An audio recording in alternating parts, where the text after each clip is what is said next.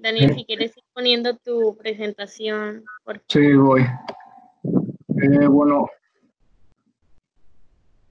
mientras me presento, en lo que pongo, ya está, creo. Ahí se ve, ¿verdad? No. No, chale.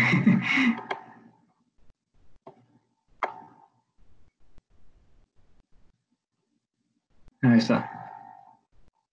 Bueno, ahí. Simón. Simón, ya se ve, Ya güey. está. Bueno, me presento. Eh, bueno, soy Daniel González, soy alumno de física de segundo semestre, o bueno, de tercero ya, que es casi otro semestre. Y este, voy a hacer mi presentación sobre una introducción a la mecánica cuántica mediante el experimento de Young. Este, este experimento es más conocido como el de la doble rendija.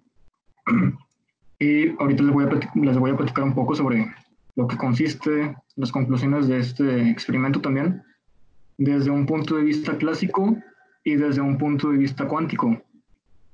También un poco sobre la historia de la mecánica cuántica, sobre cómo empezó con Planck, con efectos que hubo, productos de los Plancks, los quantums de Planck, y una solución, entre comillas, cómo se puede ver el experimento de Young mediante la mecánica cuántica. Y bueno, para empezar, bueno, vamos a responder a esta pregunta, que si la luz es una onda o una partícula. Y esta respuesta pues la vamos a encontrar al final de la presentación. Primero vamos a tener que ver los antecedentes de el experimento de Young para después verlo desde un punto de vista cuántico. Vamos a ver conceptos de física clásica que los voy a ver de una forma breve. Bueno, estos conceptos son, entre los más importantes, son momento, posición, ondas, difracción, partículas e interferencia. Tenemos que verlos porque están muy presentes en lo que es la teoría cuántica, pero no podemos explicarlo o no podemos explicar muchos de los efectos de la teoría cuántica desde un punto de vista clásico. ¿Por qué? Porque la mecánica newtoniana no se puede aplicar a esas dimensiones microscópicas. Sabemos que solo funciona a dimensiones macroscópicas. Pero pues tenemos que ver estos conceptos, ¿no? Porque pues están muy presentes en esta rama de la física. En cuanto a momento, vemos lo que es momento lineal y angular. Este segundo es muy importante. El lineal sí lo es, más no tanto como el angular. También vemos lo que es la posición y partículas. Las partículas, pues sabemos que son un cuerpo material de pequeñas dimensiones constituyentes de la materia. Un ejemplo, pues son, por ejemplo, los átomos, moléculas, electrones, protones, partículas subatómicas. Y estas las podemos contar. Eso es una característica muy importante. Las podemos contar como elementos discretos. La posición indica la localización de una partícula en el espacio respecto a un marco de referencia, ya sea que sea sobre un eje en una dimensión, en dos, tres dimensiones o n dimensiones. También se me pasó decir que la presentación va a ser un poco, no tan técnica, pero no al ser no a llegar a un punto de divulgación científica, porque de principio sí pensé hacerla de divulgación completamente, pero al estar investigando me di cuenta que no se podía hacer de una forma divulgativa completamente porque me tomaría muy poco tiempo, pero no tan técnica porque no la entiendo, la verdad. Y bueno, momento, tenemos el momento lineal de una partícula, que es la cantidad de movimiento en un sistema, matemáticamente definido como el momento, que es igual al producto de la masa por la velocidad de la partícula. Y el momento angular, que es el análogo rotacional del momento lineal, es igual la cantidad de movimiento, pero rotacional. En esta es momento angular, que está representada por una L, que es igual al producto del momento de inercia por la velocidad angular. También tenemos que ver, en cuanto a física clásica, lo que son las ondas, la difracción y la interferencia. La difracción y la interferencia son efectos que tiene la onda al comportarse, al estar en contacto con objetos, por así decirlo. Las ondas, bueno, vamos a definir primero qué son las ondas. Las ondas, pues, son el producto de un movimiento ondulatorio, que es una perturbación en el espacio, ya sea que sea en el vacío o en un espacio que contenga materia. Esto se propaga de un punto a otro sin que exista transporte de materia, pero sí de energía. Un ejemplo de una onda, pues, puede ser, por ejemplo, la de sonido. En una guitarra pulsamos una cuerda y esta emite sonido. La cuerda emite vibraciones que empuja el aire que está a su alrededor en el espacio, y esto es lo que provoca el sonido. Y ahí en la imagen podemos ver lo que son las partes de una onda. Y estas partes son la cresta, que es el punto máximo. Lo contrario de esta es el valle, que pues es el punto mínimo.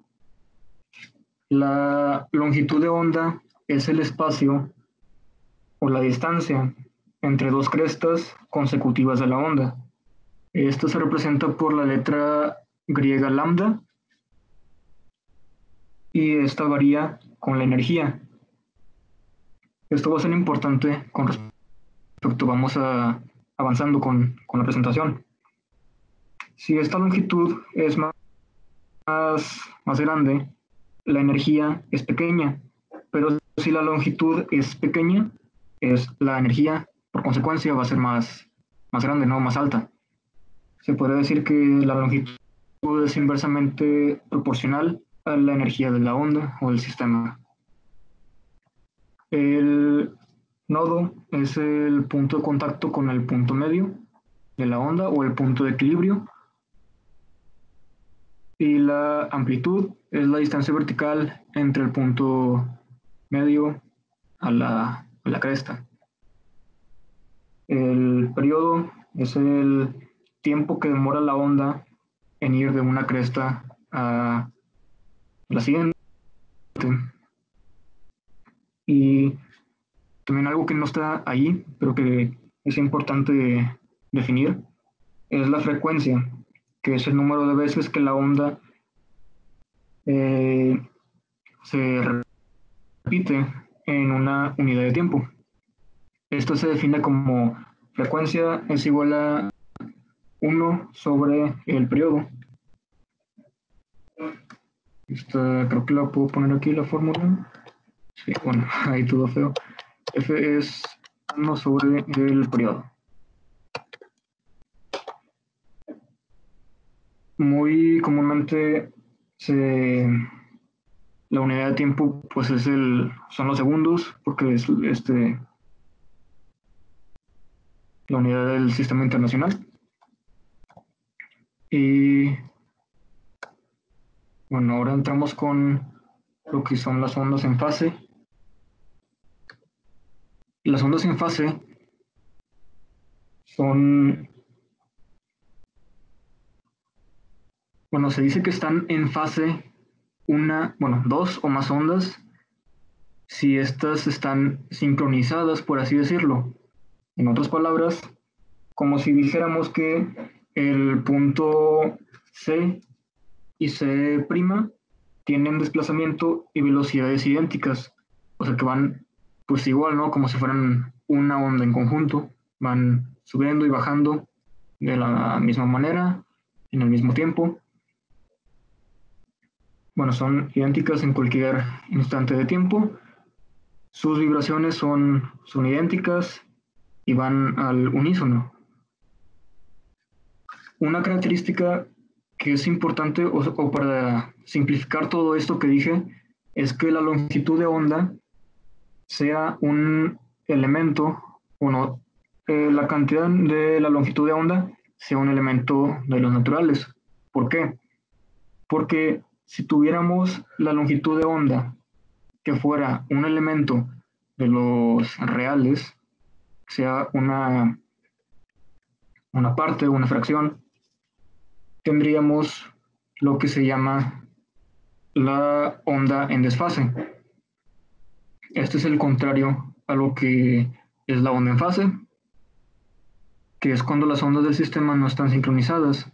Y estas, cuando tienden a tener un desfase de 180 grados, esto producirá una anulación, que esto lo vamos a ver cuando veamos el experimento de Young.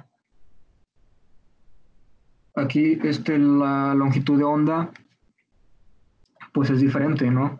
La amplitud es diferente, la forma en que vibran es diferente, por lo tanto están en desfase, no están sincronizadas. Y si la longitud de onda fuera un elemento fraccionario, un número fraccionario, pues se cancelaría. Esto lo vamos a ver ahorita. La difracción es un fenómeno que presentan las ondas al atravesar un obstáculo por un orificio pequeño. Y esta, al tener contacto con ese obstáculo, se distorsiona y se propaga en todas direcciones. Ya dependiendo del espacio de la apertura, es la difracción. Si es grande, como podemos ver aquí, es poca difracción. Si es pequeña, es mayor difracción, que tiende a ser como una circunferencia. Este es otro efecto que vemos en las ondas. Cuando tenemos dos o más ondas propagándose en el mismo medio, estas se cruzan en un punto, se dice que se interfieren o superponen. En estos puntos habrá zonas con amplitud mayor y zonas con amplitud menor comparadas con las que tenían individualmente. Aquí sea F1 la fuerza de la onda 1 y F2 la de la onda 2. Estas pues vemos que van a chocar en el punto P y estas al chocar van a tener este efecto de acá. Se van a como que juntar, por así decirlo. Aquí vamos a decir Isaac Newton, Papi Newton, con el modelo corpuscular de la luz. Newton en su tiempo expuso el resultado de algunos de sus experimentos en el que involucraba a la ley de Snell, en el que la ley de Snell era utilizada para calcular el ángulo de refracción de la luz al atravesar una superficie, como por ejemplo el prisma de Newton. Y Newton explicaba explicaba este fenómeno como si fuera la luz hecha por partículas, por corpúsculos. Pero algo que tenía este modelo es que no se podía explicar el fenómeno de interferencia, que es este de acá. También había otro modelo en la física clásica, que es el modelo ondulatorio de la luz, que fue explicado por las ecuaciones de Maxwell, en las que, pues, por su nombre, pues, la luz estaba hecha, o era presentaba comportamiento de ondas. Entonces ahí se debatían si el modelo corpuscular era el correcto o si el correcto era el de la luz. Hasta que llegó Young con su experimento de la doble rendija. En 1801, Young demostró que la luz es una onda.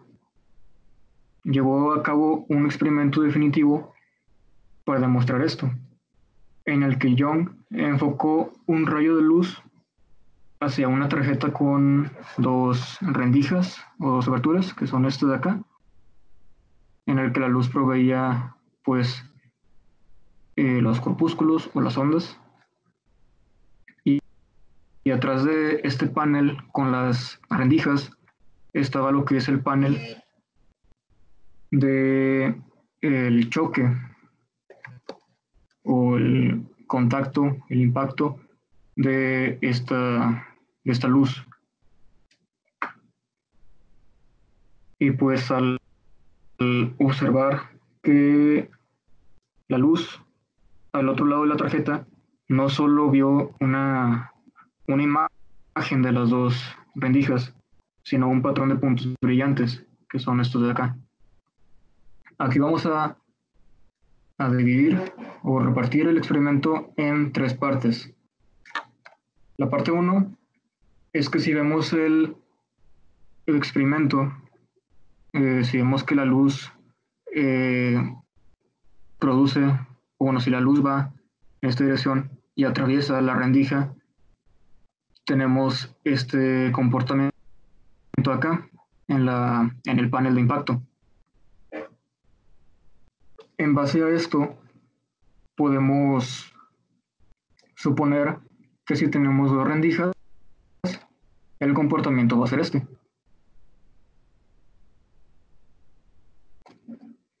Pero en realidad no pasa así. No pasa así en la realidad, vaya. Pasa esto.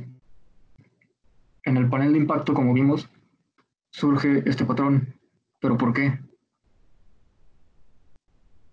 En su tiempo se demostró que la luz en realidad, en base a este experimento, era una onda, porque esto lo veían como un fenómeno de interferencia.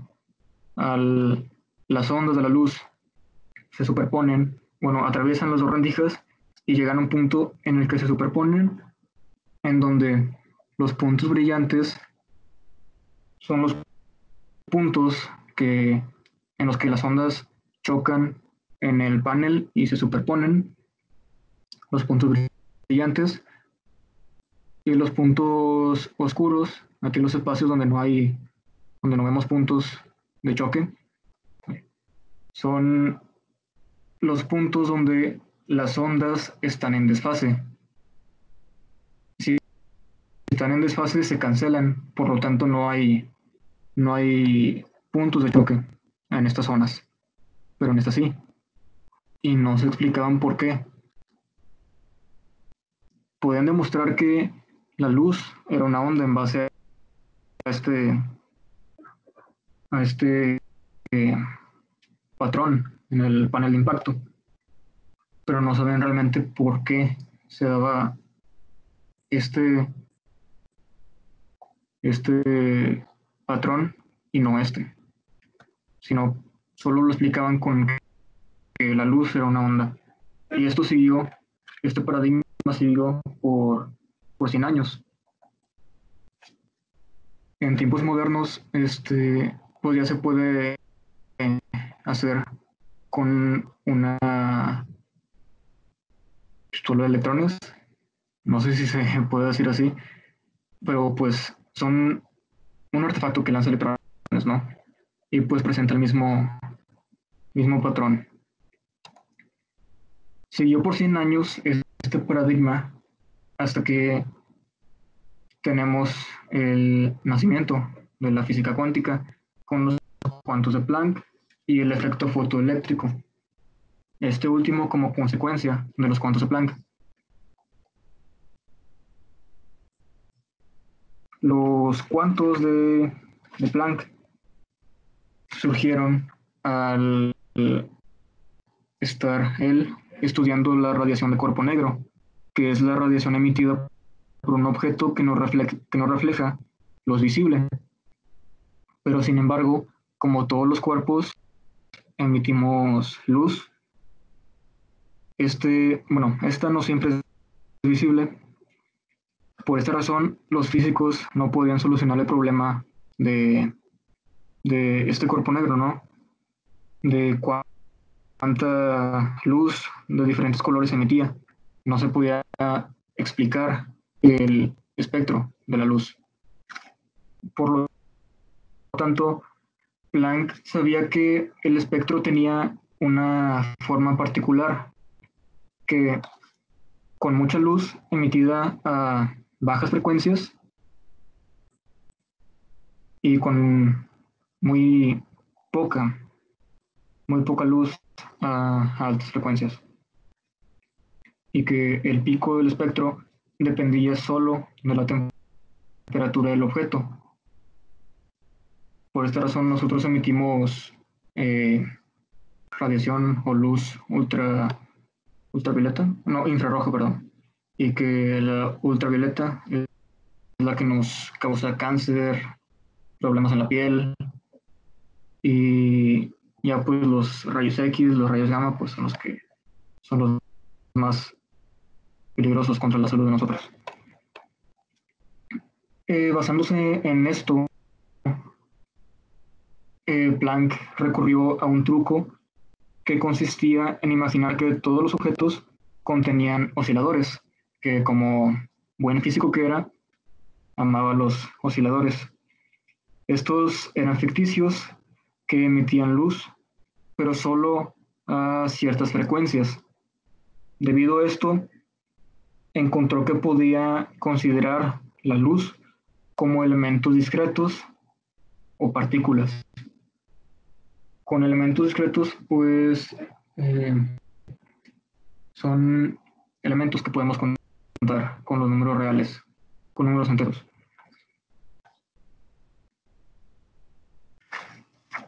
El efecto fotoeléctrico ya se sabía desde Hertz en 1887. Él lo confirmó, pero no pudo confirmar por qué realmente sucedía esto. Solo confirmó que en lo conceptual del efecto fotoeléctrico, que es al iluminar un material metálico, como es esta placa, se liberan electrones. Así funcionan las pilas o baterías solares y los sensores fotovoltaicos de paneles solares. El modelo de onda de la luz no podía explicar este efecto debido a que predice que la energía de los electrones que salen de los átomos debería depender de la intensidad de la luz. Cuanto más brillante es la luz, más fuerte es la agitación y más rápido deberían moverse los trozos que se desprendían. Esto no pasa porque experimentalmente se ha demostrado que la energía depende de la frecuencia, la cual, según el modelo ondulatorio, no debería importar.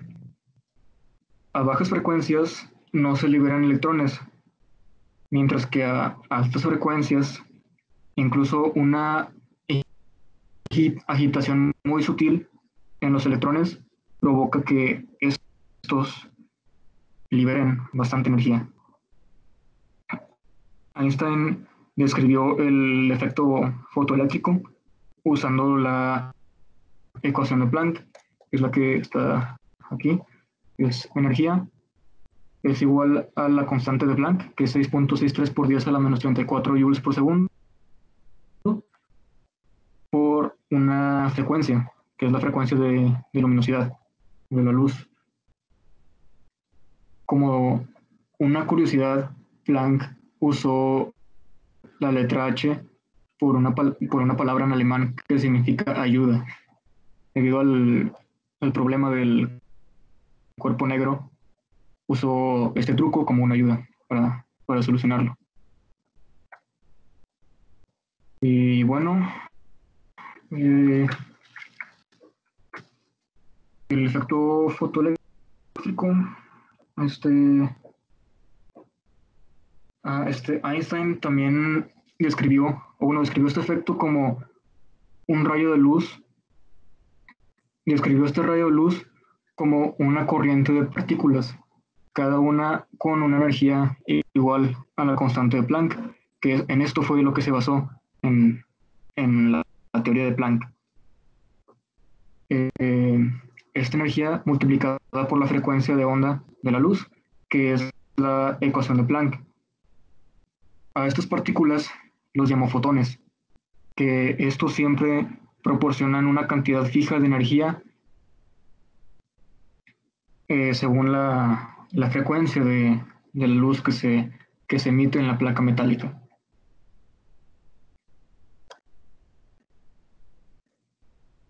Para continuar con el efecto Compton, este efecto, como antecedentes podemos tomar la teoría propuesta por Thomson, que es el mismo el pudín de pasas del átomo. Thomson decía que todos los rayos que chocaban contra un átomo, contra todos los electrones del átomo, el rayo afectaba a todos los electrones, vaya, todo el sistema. Y que la energía liberada era independiente de la longitud de onda del rayo que causaba esta colisión.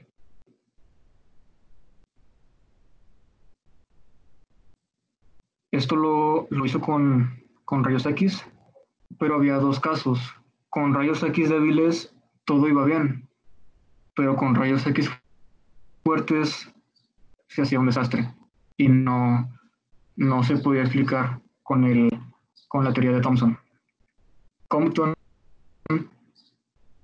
abarcó este problema desde un punto de vista cuántico, donde suponía que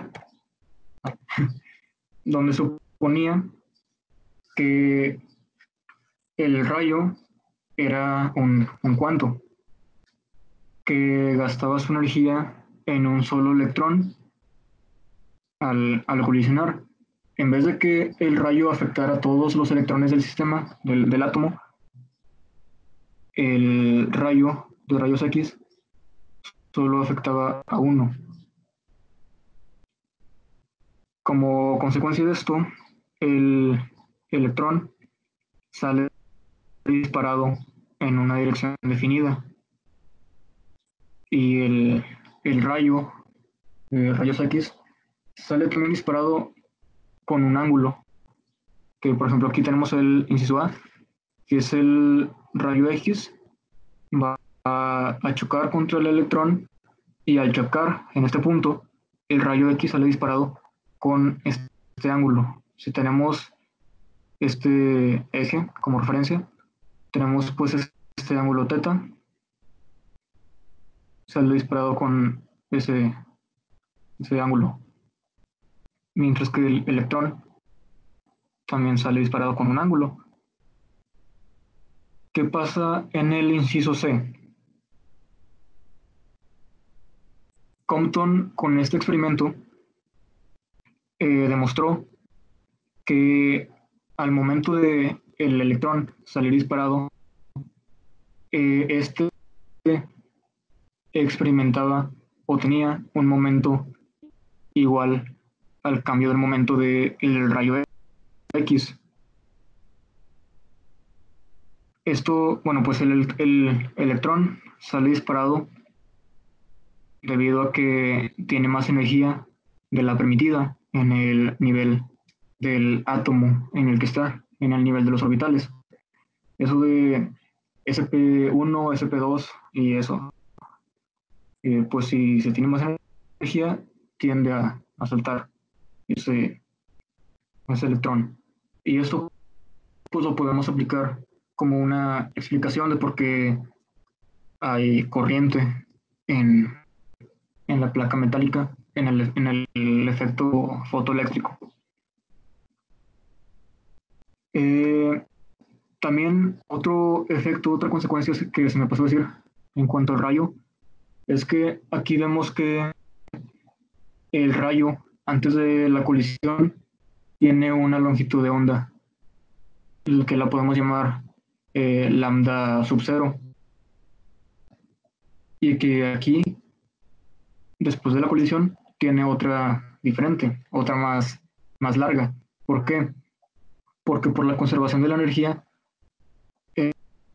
el rayo X le pasó, entre comillas, energía al electrón para que éste pudiera salir disparado. Y así, pues se pierde energía y se hace más larga la longitud de onda. Aquí ya casi, bueno, ya vamos con la parte final de la presentación. Me quedan 10 minutos, que es la dualidad onda-partícula, explicada por la tesis doctoral de Louis de Broglie y los experimentos de Davison y Germer. Brevemente, la tesis consistió en que de Broglie sugirió que un rayo de luz es una onda, pero transfiere energía y momento lineal a la materia solo en unos puntos por medio de fotones. Sugirió que la ecuación para el momento es igual a la constante de Planck dividida sobre la longitud de onda. Podría aplicarse no solo a fotones, sino también a electrones. ¿Por qué? Esto es aquí, para esta fórmula, vamos a demostrarla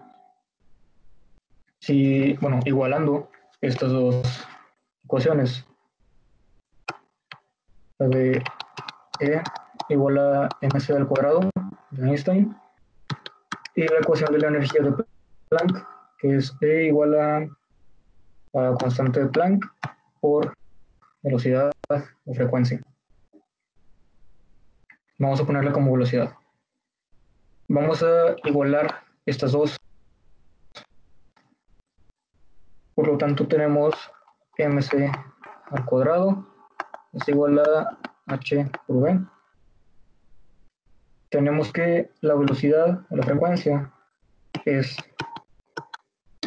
la constante de la velocidad de la luz dividida entre la longitud de onda. Por lo tanto, esto lo podemos poner como mc al cuadrado, masa por constante de la velocidad de la luz al cuadrado, que es igual a la constante de Planck por la constante de la velocidad de la luz dividida entre la longitud de onda. Aquí pues podemos dividir. Tenemos aquí que es masa igual a la constante de Planck dividida entre la longitud de onda, y vamos a despejar la longitud de onda, por lo que tenemos que la longitud de onda es igual a h, aquí me faltó, que es mc, okay, que es la longitud de onda igual a la constante de Planck dividida entre masa por constante de la velocidad de la luz al cuadrado. Esto es velocidad, por lo tanto, mc se puede poner como mv, que es momento. Y tenemos la fórmula de acá. Para comprobar esto de una forma experimental, dos físicos del laboratorio de Bell Telephone, que fueron Davison y Germer, lo comprobaron mediante este experimento de aquí. Y bueno, también lo comprobó Thomson de la Universidad de Aberdeen, en Escocia. Que este Thomson es el hijo de Thomson del pudín de pasas del átomo. Y bueno, como que el hijo refutó a su papá o así. Bueno, el experimento consistía en que consistía en este dispositivo que disparaba un haz de electrones a un cristal de níquel. El, el flujo de electrones era producido por un filamento de tungsteno que era calentado por una batería de tensión baja y una batería de tensión alta, que es la diferencia potencial, que ahorita voy a explicar cómo tiene que ver en el experimento. Este haz de electrones chocaba con el cristal y lo detectaba un dispositivo con un galvanómetro, si no me equivoco, y que este giraba para detectar todos los rayos que se reflejaban en el cristal. Pues se bombardeaba el cristal con el flujo de electrones y en la placa receptora, que es el detector, se observó que los electrones eran difractados por la red cristalina, que es el cristal de níquel, como en el experimento del efecto de Compton. Y esto sirvió como comprobación para la tesis de Broglie. Por lo tanto, estos fueron los resultados de este experimento, que es la intensidad de electrones, que son estas líneas, que son los electrones difractados respecto al ángulo para el diferencial de potencial de 40 volts, que es de aquí, 40 hasta, ¿dónde está? 68 de los electrones incidentes perpendicularmente en el plano del cristal. Y bueno, aquí pues ya podemos responder a la pregunta inicial. Si la luz es una onda o una partícula, pues es las dos. Porque pues en base a los experimentos de Davison y Germer, pues se comprobó que es una onda en base al experimento a la tesis de Broglie con el efecto Compton, pero que también es una partícula por el efecto fotoeléctrico de Einstein y la tesis cuántica de Planck. Y ya como parte final, de forma muy breve, eh, voy a dar lo que es la solución moderna al problema de la doble rendija mediante el uso de la función de onda de Schrödinger. De forma breve, la función de onda tiene que ver con el hecho de que todo cuerpo se comporta como onda, como ya vimos en los experimentos. Eh, no solo las partículas subatómicas, sino nosotros también nos comportamos como ondas, pero solo tenemos una longitud de onda muy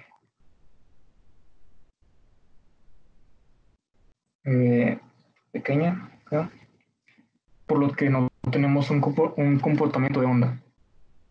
Pero si reducimos nuestra velocidad de una forma absurda, de que tiende a cero, pues ahí ya veremos que tenemos comportamiento de onda, pero esto es imposible. Y bueno, la función de onda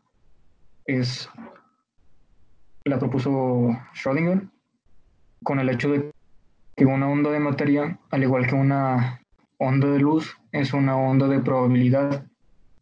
¿Qué quiero decir con esto? En que la función de onda es como un campo, como si fuera una placa de temperaturas, pero en vez de que en cada punto del campo haya una temperatura, hay una probabilidad. Esta probabilidad era definida por un número complejo, que este número complejo producía una flecha en el plano cartesiano, como lo vimos en el teorema de Moivre. Y bueno, si tomamos esa longitud de esa flecha, si tenemos el plano, tenemos aquí pues los reales y los imaginarios. Esta flecha pues es el producto con un ángulo y esto tiene una longitud. Si esa longitud la elevamos al cuadrado, Born encontró que si hacemos esto, nuestro campo ahora, en lugar de tener números complejos, tendría probabilidades. ¿Y a qué nos lleva esto? Nos lleva a que si tomamos el campo y si tomamos el experimento de la doble rendija, en supongamos que este espacio es el campo, en el que en cada punto hay probabilidades. En estos puntos brillantes es donde hay más probabilidad de que caiga.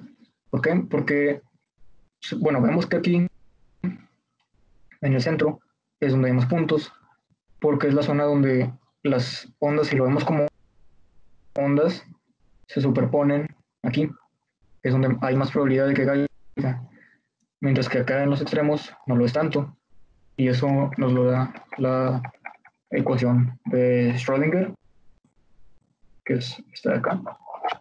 Y bueno, pues aquí podemos ver que vemos puntos como números complejos en base al número i. Y bueno,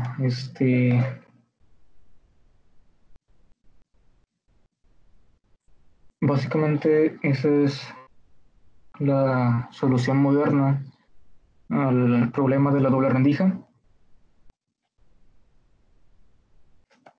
Y bueno, pues este es como esto al cuadrado pues es la probabilidad de que caiga aquí en el centro, donde hay más probabilidad, mientras que en los extremos no lo es tanto. Y bueno, aquí algo que se me pasó es que si aquí están en R3, si lo vemos en R2, vemos un comportamiento de una onda. Es por eso que recibe el nombre de función de onda. Y bueno, ya con esto finalizo. Eh, bueno, pues muchas gracias.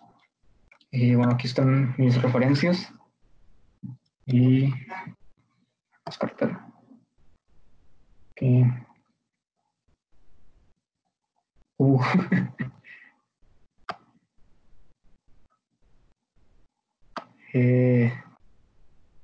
A ver, ¿qué más?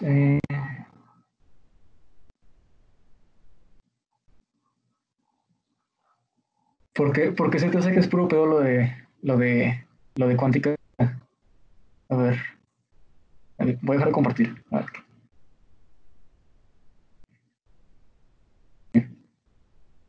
ver. Pues no soy el mejor explicando, pero si tienen preguntas voy a tratar de explicarlo lo mejor posible.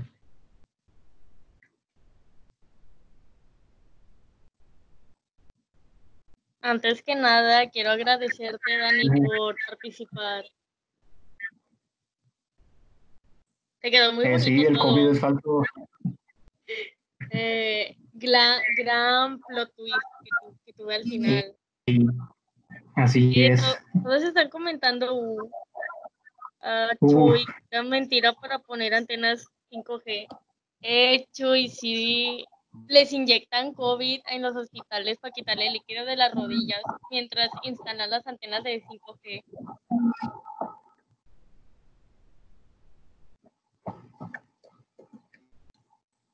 No. Güey, no.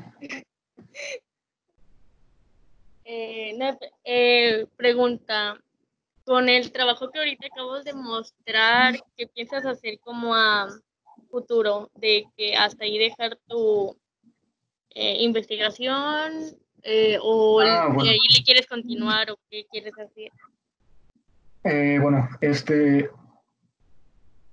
bueno, se me pasó decir por qué elegí eh, este tema de cuántica como para presentación.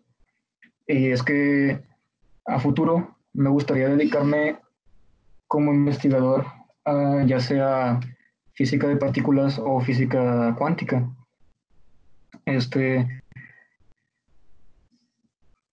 bueno, en cuanto iba haciendo la presentación, iba investigando, iba leyendo papers y así, eh, me di cuenta que esta información me podía servir en un futuro con mis investigaciones.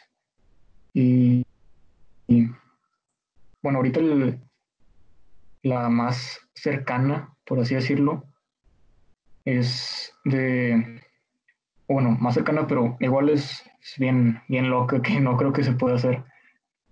Es de refutar el principio de incertidumbre de Heisenberg, pero para eso tengo que pues, conocer el lineal, derivadas parciales, todas las herramientas que aún no veo, lo que estoy tratando de estudiar por ahora para para ir investigando más cosas y ir avanzando. Y pues así, ajá.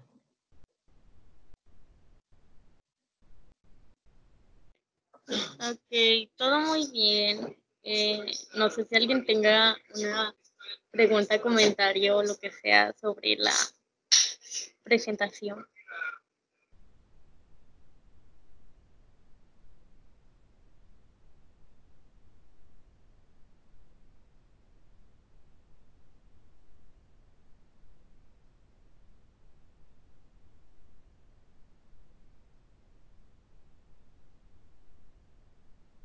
Igual pues ahorita ya empezó el break. No sé si quieran cotorrear un rato.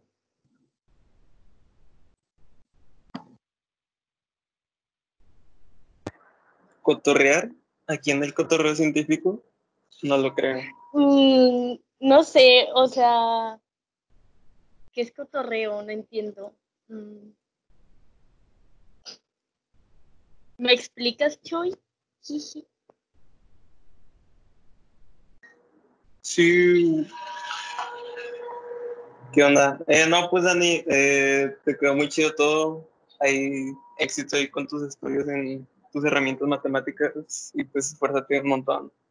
Te quedó chido. Gracias. Aprecio mucho esos comentarios.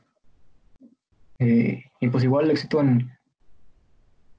en tus proyectos siguientes en Provericid. Espero que te vaya muy bien. Y pues que tengas una investigación así muy, muy cool.